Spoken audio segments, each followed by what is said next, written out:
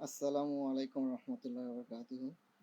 আজ দীর্ঘ সময় পার হয়ে গেলেও আমরা সালমান শাহ এর কোটি ভক্ত এখনো আমাদের প্রিয় নায়কের অপমৃত্যুর পেছনে আসল সত্য জানতে পারলাম না।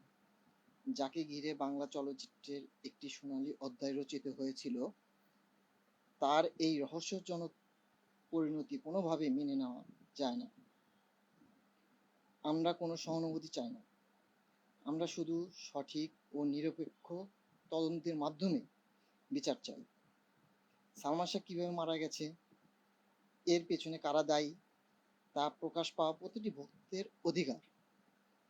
প্রশাসন ও বিচার বিভাগের কাছে আমার বিনীত আকুতি, এই মামলার সুষ্ঠু তদন্ত নিশ্চিত করে দোষীদের আইনের আওতায় আনা হোক।